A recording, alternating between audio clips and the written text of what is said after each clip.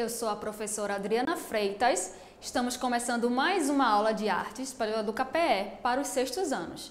A gente está retornando agora, depois das férias. Espero que vocês tenham curtido bastante, descansado e vamos começar agora com tudo para estudar, O tema da nossa aula de hoje é gravura, a produção como fato histórico contextualizado no tempo e nas diversas culturas. Vamos lá? O que é gravura?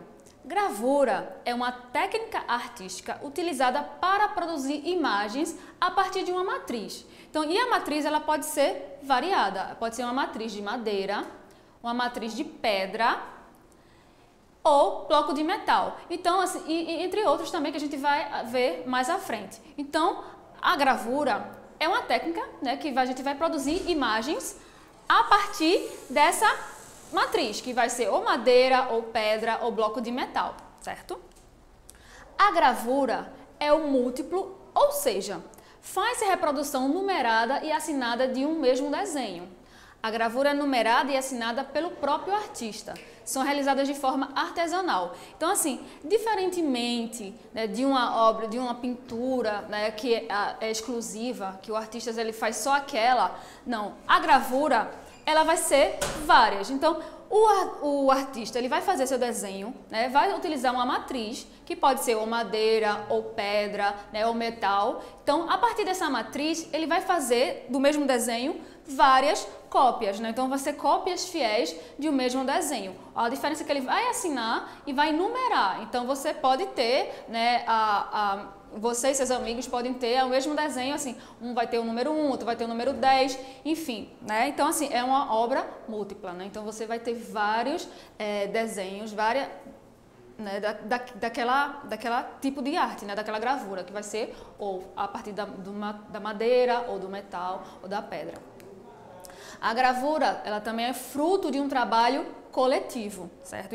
São várias pessoas que vão trabalhar junto daquela gravura. O artista, ele produz o desenho, avalia e numera e assina a obra, como eu falei, que ele vai numerar e assinar o seu desenho, Aí é o que acontece. O impressor é responsável pelo processamento da matriz e da reprodução fiel das cópias. O artista ele fez o desenho, ele vai avaliar a sua obra, vai numerar e assinar, e aí o reprodutor, no impressor, ele vai ter que fazer as cópias fiéis. Não é um joguinho de 7 erros essa aqui é parecida, mas aquele ali está um pouquinho diferente, por exemplo, o braço está um pouquinho mais alto do que o outro. Não, são cópias fiéis, são iguais. O trabalho do impressor também é muito importante, que ele vai ter que fazer as cópias fiéis. Ele vai ter que fazer tudo igualzinho como o artista deixou na sua matriz. As marcações podem ser tingidas, pintadas ou reforçadas através de um polimento. São várias técnicas também. Além de vários tipos de matrizes, como a gente falou, madeira, pedra, enfim. Também as marcações podem ser ou tingidas, ou pintadas, ou reforçadas. Vai variar também de acordo com o artista e também da matriz utilizada.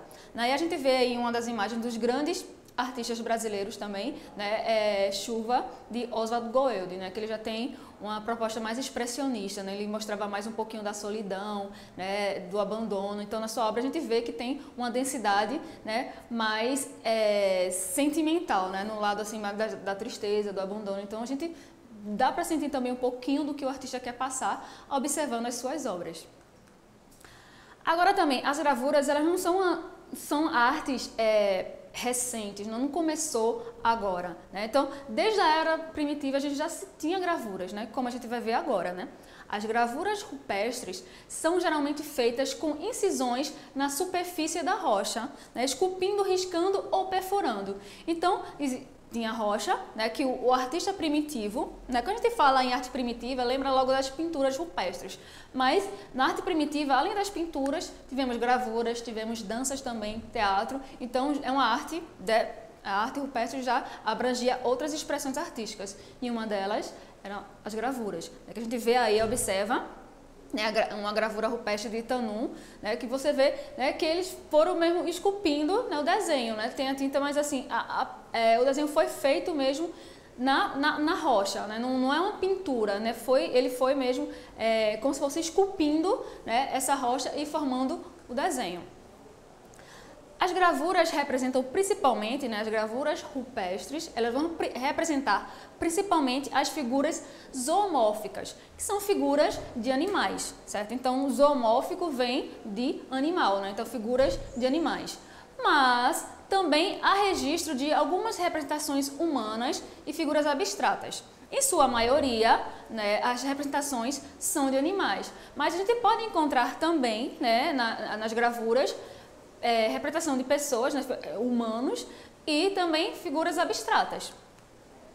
Os animais representados nas gravuras rupestres são basicamente os cavalos, né, os bovídeos, os caprídeos e os cervídeos. Né, a gente vê aí, né, também nessa imagem, na Gruta de Lascaux, né, mais ou menos parece um bovídeo, né, assim, um animal que é geralmente os mais representados nas gravuras rupestres, né, como eu falei anteriormente. Agora sim, é o tipo da matriz, né, que vai classificar o tipo da gravura. Como eu falei anteriormente no comecinho da aula, né, que são vários tipos de matriz. Né, assim, tem a madeira, tem o metal, tem a pedra. Então, o que vai classificar o tipo da gravura justamente é o material que vai ser utilizado, o tipo da matriz que o artista vai usar. Aí a gente vê nessa imagem 3 exemplos, né, de gravuras. Né? Primeiro é Moça Roubada, de J. Borges, que é um dos maiores representantes, né, da gravura em Pernambuco, né, quiçá do Brasil. Né? Temos também Pássaros, né, Moebes, de Mateus Cornelis, certo? Aqui a gente vê aí no meio. E do outro lado, o Cavaleiro, né, A Morte e o Diabo, de Dürer, que também foi um grande artista do Renascimento, né, que também trabalhou muito com gravuras. Agora a gente vai ver um pouquinho da xilogravura. O que é a xilogravura? A xilogravura é a técnica mais antiga e os seus princípios são mais simples e diretos. Então, a xilogravura, né, dessas técnicas da gravura, é a mais antiga. A madeira é utilizada como matriz. Então, quando se fala em xilogravura, vamos lembrar que a matriz utilizada, né, que vai se fazer as cópias, né, das artes, é a madeira, né? Então, quando a gente falar em xilogravura, lembra que a matriz é a madeira, né? Então, que vai utilizar a madeira, né, como matriz, as goivas, né, que é uma espécie de ferramenta, né, como uma ferramenta de corte, e entalhe de papel para impressão. Então, o que pode ser? Papel jornal, papel de seda ou papel de arroz. Então, a matriz, né, que vai ser a matéria-prima, né, da xilogravura, né? Então, assim, e depois para impressão ele vai usar qualquer tipo de papel, seja ou papel jornal, papel de seda ou papel de arroz. Fica a critério, né, do artista lá, do impressor, no que eles preferem, né, como ferramenta, certo? E aí a gente vê também uma outra obra de J. Borges, né, O Trabalhador, que essa aí é bastante popular. Acredita-se que a xilogravura nasceu no Japão. Tem teóricos que afirmam também que a xilogravura nasceu, já tem registros na China no século II, também na Europa. E outros também afirmam que no Japão foi onde nasceu mesmo a xilogravura, que já foi no século XVI. Foi em uma espécie de escola japonesa, onde se trabalhava coletivamente para criar imagens com temas poéticos, dramáticos, épicos e históricos. Então, assim, né, existem as teorias, né, que já tinha registro no século II na China também, né, consequentemente na parte ocidental, na Europa também tinha, mas muitos teóricos afirmam que, de fato, nasceu, né, se popularizou no Japão no século XVI. Aí a gente vê nessa imagem a Grande Onda de Kanagawa, né, que é uma imagem, é uma gravura bastante popular japonesa, né? Então a gente pode ver em várias situações, né? Se vocês quiserem, de curiosidade, podem pesquisar, né, na internet, que vocês vão encontrar, né, falando mais dessa obra, né, que ela é bastante popular, que é bastante conhecida, né, como a xilogravura japonesa. Aí depois, essas imagens eram comercializadas, né? Eles faziam imagens poéticas, dramáticas, né? Como eu já falei anteriormente. Aí depois essas imagens eram comercializadas a baixo custo e em grandes tiragens, né? Como eu falei no início da aula, né? Que as gravuras são obras múltiplas, né? Que não existe uma obra exclusiva, você pode fazer várias tiragens de um mesmo desenho, de uma mesma pintura. Então, lá no Japão, né? Quando eles começaram a produzir na escola, então essas imagens começaram a ser comercializadas a baixo custo, né, um preço barato e em grandes tiragens, né, em grande número, certo? O que tornou a gravura um produto de massa, né, que decorava as residências da população. Então, assim, era muito comum, né, no século XVI, as pessoas encontrarem gravuras nas casas, né, japonesas. Então, assim, como era grandes tiragens, né, como se fazia uma grande quantidade, né, de gravura, de estilogravuras, e o preço era baixo, né, o custo era barato, então se popularizou. Né, e a gente vê aí também nessa imagem, debaixo da chuva, né, o Tagawa, né, que também era comercializada na época. Aí, para fazer uma estilogravura, o artista faz o seu desenho, né, como eu falei, sobre uma placa de madeira, né? A estilogravura é a matriz, é a madeira, então ele faz, né, o seu desenho na madeira, na placa de madeira. Depois, com o uso da goiva, né, que é aquele material mais cortante, né, ele entalha o desenho, né, criando imagens em alto e em baixo relevo, como se fosse um carimbo, certo? Então, assim, ele pega uma placa de madeira, faz o seu desenho, né, vai entalhando, né, criando uma espécie de desenho assim em alto relevo, em baixo relevo, porque depois ele vai servir como um carimbo realmente, né, ele é a matriz, então, que vai servir de base, né, para a impressão da obra, certo? Então a gente vê também o Sol Quente e o Mandacaru de J. Borges, né? A gente vê também que ele tem essa temática bastante nordestina. Aí para imprimir as imagens, deve-se passar tinta sobre a placa com um rolo especial para a gravura. Depois que o artista ele fez o desenho, né, tá pronto lá, né, todo o desenho em alto e baixo relevo, né, então vai se passar a tinta, né, sobre essa placa com um rolo especial, né. A tinta é espalhada, né, sobre a matriz sem deixar excessos. Então tem toda uma técnica. Fez o desenho, aí depois vai entintar, né, vai passar a tinta, né, com um rolo especial e sem deixar, né, nenhum excesso de tinta para não manchar depois na impressão. Então, assim, tem uma forma toda artesanal de se produzir. Quando você fala artesanal, é que é feito de forma manual, né? Então, passo a passo, né? Sem estar na fábrica, né? Quando não é manual, às vezes as pessoas pegam, tem forma, vai passando na fábrica e produz. Aqui não, né? Na estilogravura é uma obra totalmente artesanal, né? Então, passo a passo, desenha, pinta, tudo direitinho. Aí, em seguida, cada cópia é estampada, colocando-se o papel sobre a matriz entintada, que eu falei, né? Tá ali a placa de madeira desenhada, que já passou a tinta, aí o artista vai escolher o tipo de folha, que pode ser papel jornal, né, papel de seda ou papel de arroz. Então, ele vai coloca o papel sobre a matriz, né, que já está com a tinta, certo? Lenta e suavemente, esfregando suas costas do papel com uma espátula ou colher de pau em formato ideal para isso.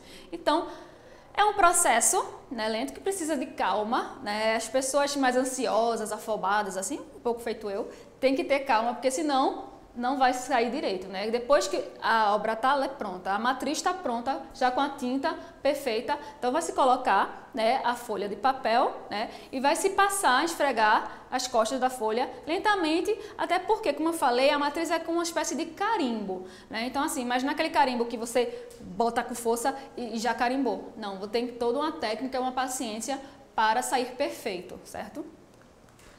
Agora vamos ver um pouquinho da litogravura ou litografia, certo? Ela surgiu por volta de 1797, criada por Alois Senefelder, quando buscava um meio para impressão dos seus textos e partituras, né? Então a gente vê aí nessa imagem, uma imagem da prensa de litografia, porque vê só, bem antes disso, vamos voltar um pouquinho no tempo, né? Na Arte Média, mais ou menos, arte medieval, na Idade Média, existiam as iluminuras, né, que eram tipos de livros, manuscritos, né, que, né, os padres faziam, o pessoal, né, o sacerdócio fazia, mas eles escreviam, as cópias eram feitas à mão, né, tinha todo detalhado, então as letras eram especiais, aí enfeitavam com parte dourada ou prateada, e eram feitas por poucas, o acesso era para poucas pessoas, né? As pessoas do clero ou reis e príncipes e princesas que podiam ler. Mas imagina, ainda se fosse assim, anda hoje, para você ler,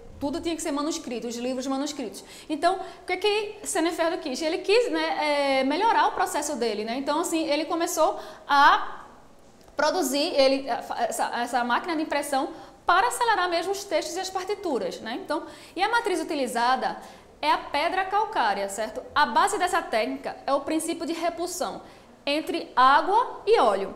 Não sei se vocês já fizeram aquela experiência, né, de misturar água com óleo, né? Pega um copo d'água, joga óleo, você vê que a água, o óleo não se mistura com a água. Então é justamente esse princípio que eles utilizavam para produzir, né, a litografia. Aí o desenho é feito através do acúmulo de gordura sobre a superfície da matriz, certo? O desenho feito na pedra é sempre em preto e as cores só vão surgir na hora de imprimir a imagem no papel. Então, primeiro faz a imagem, né? E passa a tinta na cor preta e depois, né, que vai imprimir para o papel, é que se coloca outras cores. A litografia foi usada nos primórdios da imprensa moderna do século XIX para a impressão de documentos, rótulos, cartazes, mapas, jornais. Então, ela foi muito importante também, né, para a comunicação, no modo geral. Porque, então, os textos eles deixavam de ser manuscritos e passavam a ser impressos, né? Então, alguém escrevia, mas podia fazer cópias, né, para maior acessibilidade, para maior divulgação, com essa máquina da litografia. Mas o primeiro pintor que utilizou, né, essa técnica foi Goya, né, o espanhol Goya, em sua série Touradas, de 1825, que a gente vê aí na imagem, né, que também é uma arte muito popular, muito famosa de Goya, né, a série dele Touradas. Né, a gente vê, né, que ele usou a litografia para ela. Nas últimas décadas do século XIX, muitos autores franceses promoveram a renovação da litografia, né, a cores.